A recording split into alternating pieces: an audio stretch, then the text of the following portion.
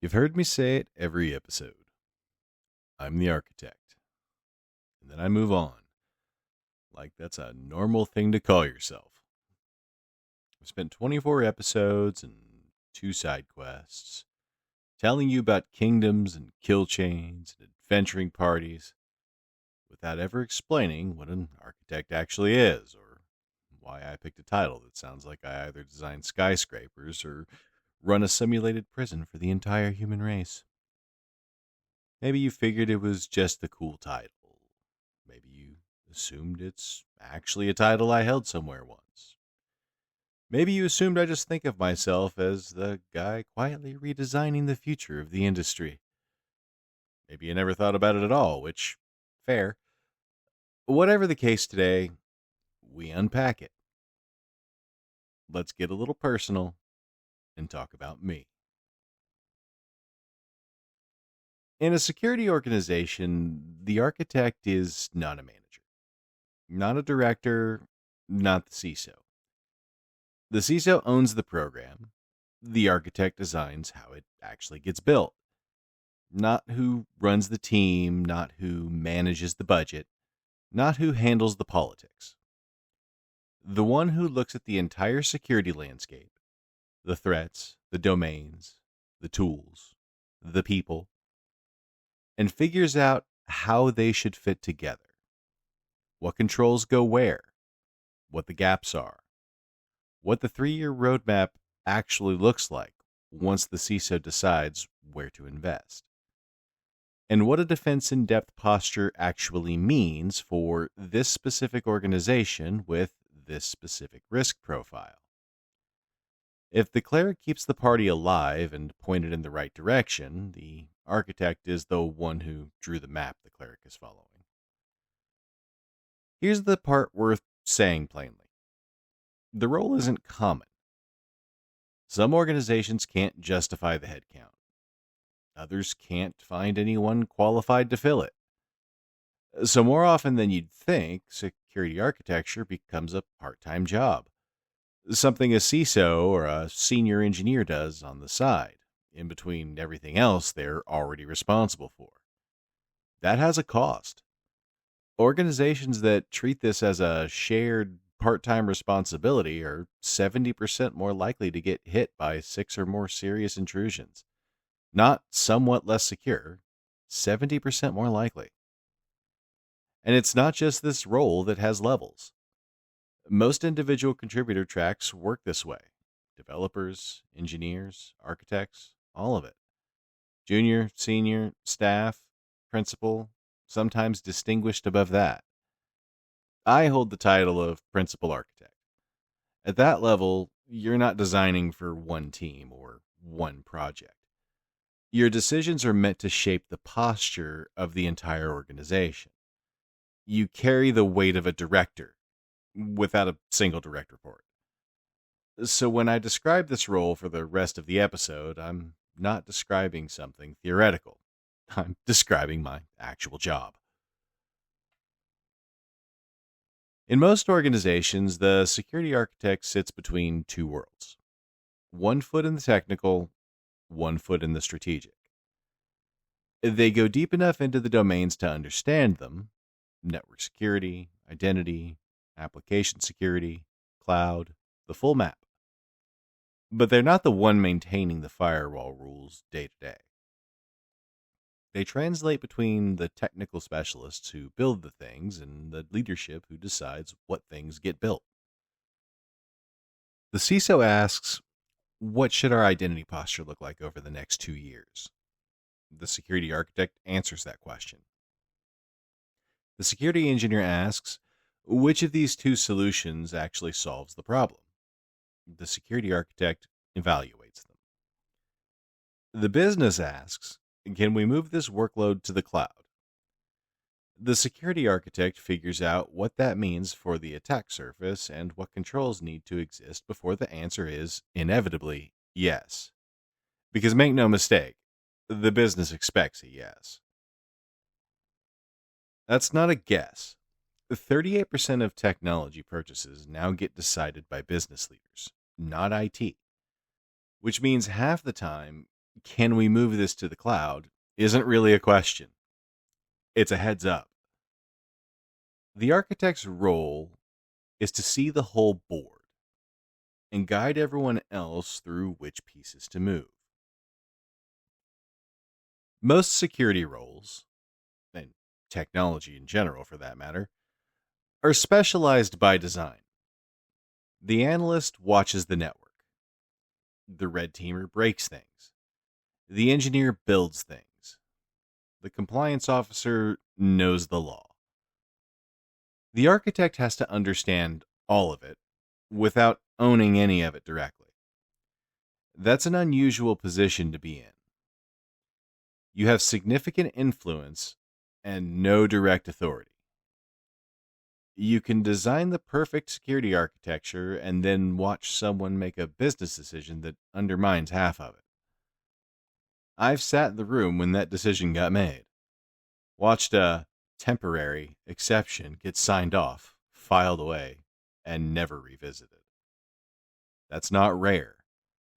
82% of organizations are carrying that kind of security debt right now. Known vulnerabilities that were supposed to get fixed and didn't. 60% of it rated critical. I've done breach response. I've seen what happens when temporary quietly becomes permanent. The skill is not in designing the perfect system. It's in designing the best system that will actually get built, funded, and operated by real people with real constraints. The gap between theoretically correct and operationally achievable is where the architect lives. When I built this series, I had a choice about how to place myself in it. I could have made myself one of the 5 classes. I've held or managed most of those seats myself at one point or another in my career. Another voice in the party, taking one of the 10 domains and running with it. I didn't, because that's not actually the seat I sit in anymore. I mentioned earlier I hold the title of Principal Architect, and that title puts me in a position to talk about the landscape as a whole, not just a corner of it. The hard skills, the soft skills, all of it, from one seat. I'm not the CISO. I don't run the table. But I am the one whose job it is to see all of it at once. If you want the comparison, closer to a dungeon master than a player character. Except a DM controls the outcome. I don't get that luxury. I draw the map. The business still decides where everyone actually walks. That's what this series has actually been doing since episode 1. Each arc a layer of the architecture. Each episode a design decision with a reason behind it. The kingdom, the threats, the party, the arsenal. Session 0. That sequence is not arbitrary. It's an architecture. I've worked with organizations that had the tools, but not the people. Organizations that had the people, but not the mandate. Organizations that had the mandate, but not the strategy. A blank check from the king and absolutely no idea which direction the dragon actually is. I've watched a team with a strong budget and solid tools take over 200 days to contain something that should have taken weeks, because nobody had actually tested the plan before they needed it. That gap alone cost them over $1 million more than it had to. And I've worked with organizations that had all 3. The ones that had all 3 were different. Not invincible. Even a natural 20 only rolls once. But different. They recovered faster. Tested incident response plans save an average of $2.66 million per breach. That's not a marginal difference. That's the difference between a bad quarter and a bad year. They made better decisions under pressure because they'd already rehearsed the moment before it happened. Nobody makes their best call the first time they're seeing a crisis in real time. They knew what they were defending and why.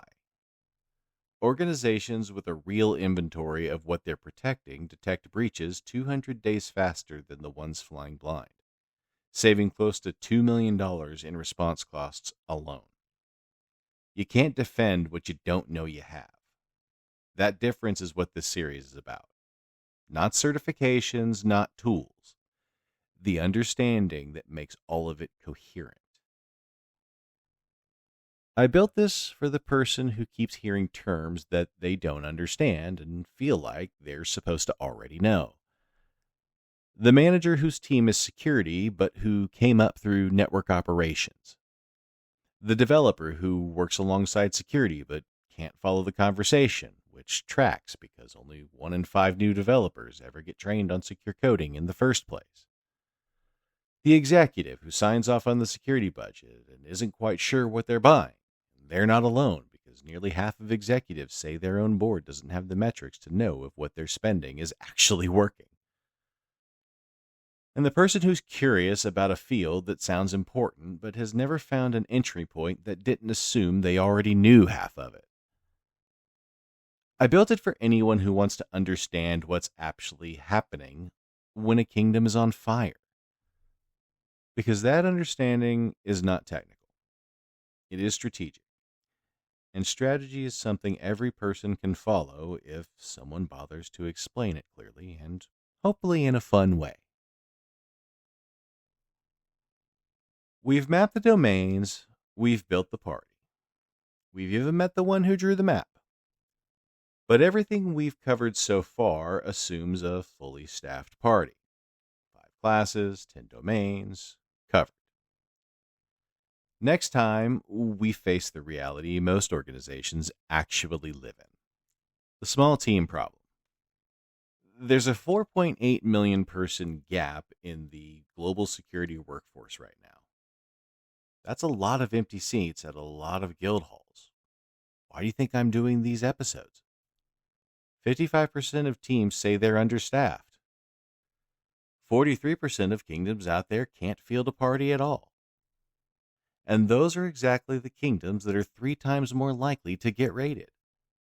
It's what security looks like when 2 people are covering 10 domains and the budget wouldn't stretch to a sixth of what that ideal party costs. I'm the architect. Now you know what that means.